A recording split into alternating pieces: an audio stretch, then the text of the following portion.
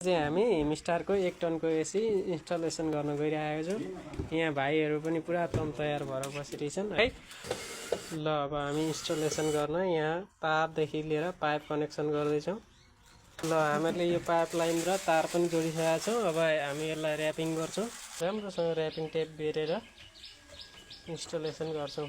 इन्सुलेसनको काम पनि हामीहरूको अब लगभग सक्यो।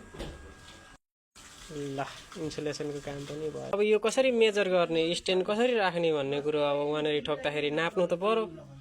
अब यो यहाँ एरो दिएको छ, यहाँ पनि एरो दिएको छ। यो यता पाइप लाइनको छेउको चाहिँ यो एरो हो चाहिँ यो सेन्टर हो, यो स्ट्यान्ड लाग्ने बीच भएको।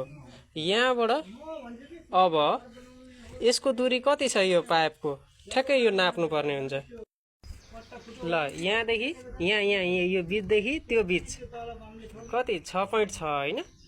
हामी यो झ्यालको माथि राख्दैछौँ। हामीहरूको पावर सकेट यहाँ राखेको छ। अब यसलाई यहाँ हामी राख्दैछौँ। ल हामीले त्यो स्ट्यान्ड राख्दाखेरि चाहिँ 2 देखि कम्तीमा पनि 2 इन्चीदेखि 6 इन्ची चाहिँ छोड्नै पर्ने हुन्छ, किनकि पछि सर्भिस पनि गर्नु पर्यो, मर्मत पनि गर्नु पर्यो।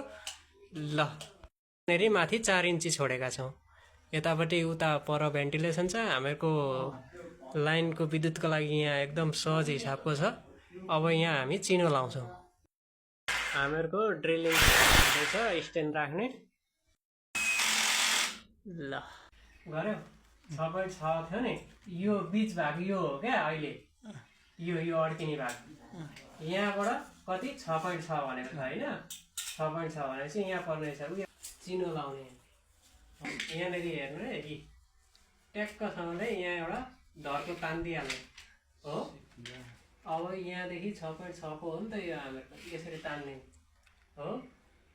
अब हामीहरूको यता यो 6.6 यता जान्छ, यो पाइपको बिचको भाग हो नि त। अब यहाँ लगभग यहाँ 1.5 जान्छ। 1.5 भनेको यति, यो चाहिँ सेन्टर हुन्छ अब होलको हुन्छ है। ल यति गरेपछि अनि त्यो होल पनि छेलिन्छ। ल भयो भाइ, हामीहरूले यहाँ होल पनि गरिसकेको छ। अब एसी इन्डोर राख्नेछौँ। हामीहरूले इन्डोर सेट गरिसकेको छ। अब आउटडोर पनि सेट गर्छौँ। हामी स्ट्यान्ड तयार गर्दैछौँ। आउटडोर स्ट्यान्ड यहाँ तयार गरिसकेको छु। अब यसलाई हामी जोड्ने छौँ। एकदम ठ्याक्कै कसरी जोड्ने भन्ने चाहिँ यहाँनिर अब म प्र्याक्टिकल्ली देखाउने छु। त्योभन्दा पहिला यो आउटडोरको यो दुलो परेको यो स्ट्यान्डमा बस्ने नटको भाग छ, यो बिच र त्यो होलको बिच ठ्याक्क नाप्ने। कति छ भाइ? 14 होइन। 14 चाहिने चिज भनेको एउटा इन्ची टेप, यो हाम्रो पेन्सिल भयो, अनि हामी यहाँ लेभल हेर्नको होला लेभल मिटर। अब यो ठ्याक्कसँगले हामी स्ट्यान्ड राख्दैछौँ। यहाँ एउटा स्ट्यान्ड लगाउने एकदम लेभल मिलाएर हो। अब यसमा सर एउटा धर्को 90 डिग्रीमा कोर्नु पर्ने हुन्छ, वार पारको हो। यो भइसकेपछि यो धर्को भन्दा तल पनि पटाउनु भएन, माथि पनि ल्याउनु भएन। यहाँ हेर है, अब होल चाहिँ ठ्याक्कै कहाँ गर्ने भन्ने कुरो। ठ्याक्कै यहाँनिर यो हामीहरूको यो बीच भाग बनाउनु पर्यो, त्यो रेखालाई चाहिँ हामीहरूले यहाँ रेखाङ्कन गरिसकेको छ। ठ्याक्कै यहाँनिर स्ट्यान्ड राख्नलाई हामी यहाँ ड्रिल गर्छौँ। अब गाइस सरक हामीले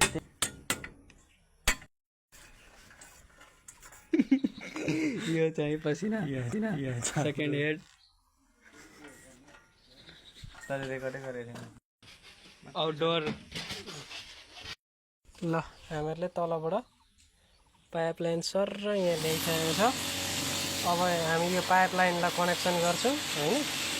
यहाँ लाइनहरू भ्याकुम गर्ने सबै थोक गर्छौँ है त यसमा नयाँ एसीमा। ल वायर पनि मैले कनेक्ट गरिदिइसकेको छु। यो बल्ब मसँग अर्को नयाँ खालको आइसकेको छ, 410 नम्बर बल्ब। तर साह्रै सजिलो, हामी टेक्निसियनलाई चाहिँ यसले ग्यास नाप्नदेखि लिएर सबै कुरामा धेरै सहज हुने यो बल्बले। भ्याकुममा यहाँनिर लगाएँ। अब यो सुरुवात हो। सुरुवातमा अब कस्तो आवाज आउँछ हेर्नु। अब यहाँ खोल्दै यो मिटरमा पनि खोल्दै, अब यहाँ पनि खोल्नुपर्ने हुन्छ। लास्टमा यस्तै आवाज आउनु पर्यो। यहाँ पनि यसरी घुमाउँदै गएपछि यसले भित्रको बल पेनलाई पुस गर्छ हो। भित्रको हावा पुरा तानिरहेको छ, त्यो इन्डोरमा भएको हावा पाइपलाइनमा भएको चाहिँ पुरै तानिरहेको छ।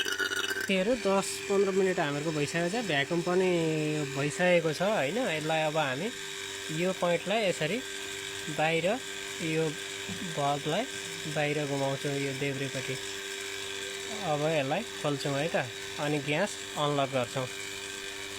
गरिसकेको छ, हामी यसलाई यो डिस्चार्ज पोइन्टको यो जुन बल्बलाई थोरै खोल्छौँ, यहाँबाट पनि अलिकति ग्यास उडाइदिन्छौँ। त्यो हुँदाखेरि अलिअलि रहेको हावा पनि सबै बाहिर भयो।